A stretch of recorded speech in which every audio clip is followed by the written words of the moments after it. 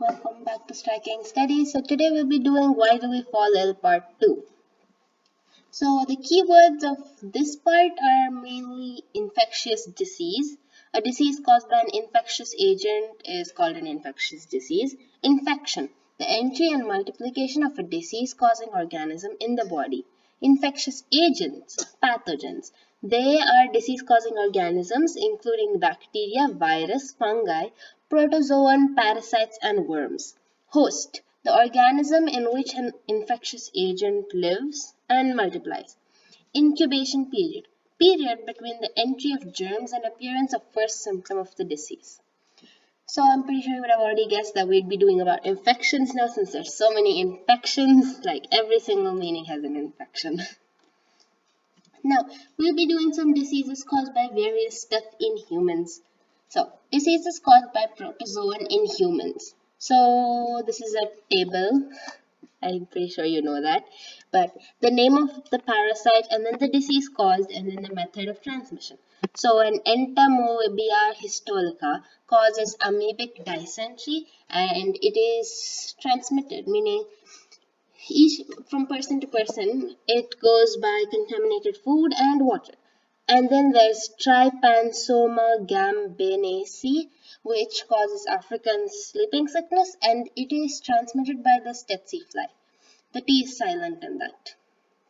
And then we have the Leishmania donovania, which causes Kala Azar fever, and that's caused by a sandfly. And then we have Plasmodium, which is causing malaria and it's transmitted by female Anopheles mosquito. Now, viral diseases in humans. So the disease and then the pathogen and then the main symptoms and the mode of infection. So influenza is caused by myxovirus and its main symptoms include nasal discharge, sneezing and coughing. Its mode of infection is by droplets from the nose and throat. Then we have smallpox. So smallpox is caused by Valoria virus, which causes skin rash and basically skin rashes. And the mode of infection is contact and by droplets which come from your mouth or nose when you sneeze, cough and stuff. Sneeze, cough and stuff, rhyming. Okay, random but yeah. Chicken, and then we have chicken pox, which is caused by varicella zoster, and its main symptoms are skin sores, which basically means your skin feels very sore, and it is transmitted by contact mainly. Then we have measles, which is caused by rubeola virus, and its main symptoms include red watery eyes, skin rash and cough. And its mode of infections are droplets from nose and throat. Now we have a few more viral diseases in humans, which are, rabies is caused by rabies virus. And its main symptoms include fear of water and your inability to swallow. Its most common method of transmission is bite by a rabid dog. It can be basically rabid any animal or even a human who's having rabies. If that human bites you, you get that too. Rabies is also known as hydrophobia because of one of its symptoms being fear of water, and hydrophobia means fear of water, and yeah, you get it. Then mumps. So mumps is caused by paramyxovirus, and the main symptoms include painful enlargement of parotid glands and difficulty in opening the mouth. The transmission is contact and droplets from throat and mouth. Then we have AIDS, which is caused by HIV. So AIDS is acquired immunodeficiency syndrome, and it's caused by HIV, and then its main symptoms are the destruction of WBC. So if you get AIDS and then your WBC, which are the white blood cells, get destroyed, your body doesn't have the immunity to fight any other disease. So you're vulnerable to literally everything. And then we have hepatitis, which is caused by hepatitis virus. and its main symptoms are jaundice due to damaged liver cells. Like basically your eyes become yellowish color, and the mode of infection is contaminated food and water. Now let's move on to bacterial diseases in humans. So the disease, the pathogen, the main symptoms and mode of infection, like virus only, but bacteria. So we have cholera, which is caused by Vibrio cholerae, and its main symptoms include severe diarrhea and vomiting. The mode of infection is contaminated food and water. Then we have pneumonia with P silent.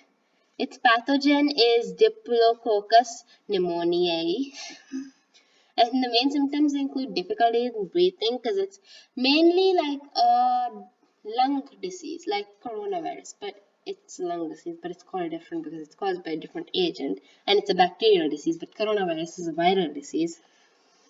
And now I'm just speaking out of the topic, but fine.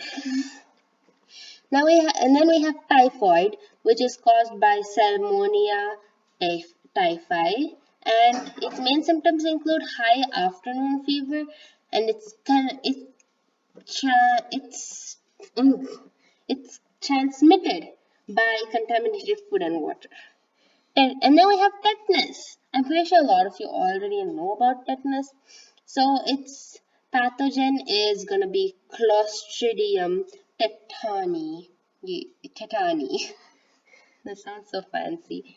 And then the main symptoms include painful muscular spasms, and its mode of infection is through burns and wounds. Mainly tetanus, it comes from rusted iron. Like if you get a hurt open wound from rusted iron, you should get a tetanus injection, because as far as I've heard, tetanus doesn't really have an cure, so the best is to get a vaccine of it. And then we have diphtheria, which is caused by corn bacterium, diphtheria. And then the main symptoms include sore throat and difficulty in breathing. Its mode of infection is oral and nasal discharges. And then we have a few more bacterial diseases, because all the bacterial diseases for 9th grade don't fit in one slide, so I had to move them to 2 slides, like viral diseases. Then we have the whooping cough, which makes you whoop and cough. And it's also called pertussis. But since half of the people cannot pronounce pertussis, they decided to just call it whooping cough. Whoop, whoop, whoop, cough, cough, cough. And then so it's caused by Bordetella pertussis, and its main symptoms include coughing and gasping whoop, like whoop, whoop. I don't even know how they do. But mode of infection includes throat discharges and contact. Then we have tuberculosis. I'm pretty sure a lot of you would be knowing about tuberculosis. So tuberculosis is basically caused by Mycobacterium tuberculosis, and its main symptoms include cough, chest pain, and severe weight loss. The mode of infection is by droplet infection. And then we have plague, and it's caused by Pasteurella pestis, painful lymph nodes. And then its main symptoms include painful lymph nodes. And the mode of infection is a rat or a flea bite. So probably dogs have it, but then it's a human disease, so dogs don't have it. Now we have Helminthic diseases in humans. So the disease and the pathogen and the mode of infection, we do not really need to know about the symptoms for now. So we have Taniasis, which is caused by Tania, and its mode of infection is taking raw or uncooked pork. So it's basically pig. Pork is pig. So if you eat raw or uncooked pig, then you'll get that disease. And then we have Ascariasis, and it's caused by Ascaris. The mode of infection is by taking eggs with food and water. I did not know that. Okay, and then we have Filariasis, which is caused by Wuchereria. And the mode of infection is by bites of Cluex mosquitoes. Now we're gonna see the causative organisms. So diseases caused by insects, not causative organism, like mode of transmission basically. So diseases carried by insects. The mosquito, the female mosquito Anopheles carries Plasmodium, which causes malaria, like we've read already. And then the mosquito Culicin carries Wucheria bancrofti, which causes elephantiasis. And then the Aedes mosquito carries dengue virus, which causes dengue. I'm pretty sure this is like known to most of the people. And then we have rat flea, which carries Pasturella pestis, which causes bubonic plague. And then we have sandfly, which causes Leishmania donovania, which is no, it carries that thing, and then which is basically causing Kala Azar, which we have read about before. And then we have the housefly, which carries a million diseases, but it mostly carries Vibrio cholerae, which causes cholera. And then we have the tsetse fly, which carries Trypanosoma gambiense, which causes sleeping sickness. And now we have the means of spread of infectious diseases. So the medium for spread, and then we have the with spread, like how exactly does it spread, and the name of the disease that could have been spread. So through air, by sneezing, coughing of infected person causing tiny droplets of liquid coming out containing bacteria or viruses to come out, we can have common cold, pneumonia, tuberculosis, or influenza. And then by food and water, but food is contaminated by pathogens when the patient does not have clean habitat, or flies that feed on sewage on food, because then all that sewage water is on your food and you're eating it. So that can cause you cholera, typhoid, and hepatitis. And then we have through contact. When the skin comes in contact with an infected person, by touching things like cloths, bedsheets, etc. used by an infected individual. So we can have scabies, herpes, ringworm, and conjunctivitis, which is mentioned before. So through body fluids, we can have AIDS, syphilis, and hepatitis B.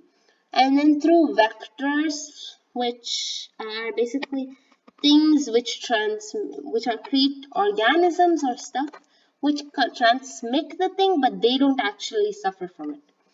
So these are including mosquitoes, flies, cockroaches, and rats.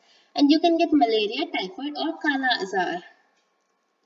Now, yeah, like I said, you need to know what a vector and a carrier are. So vectors and carriers both carry disease from one person to another. But there's a difference because a vector doesn't have the disease, but the pathogen's life cycle is completed in the vector, whereas in a carrier has the disease.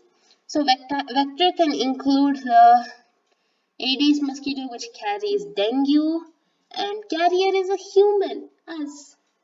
If I have common cold and I go too close to someone else, then they'll also get common cold, most likely. So I also get it, they also get it, I'm literally transmitting it and I'm getting it too. So I'm a carrier. And that's all for part 2. Bye bye guys. Wait, don't forget to like this video, comment down below how this video was. If you have any doubts, you can comment that also down. Don't forget to subscribe and bye guys.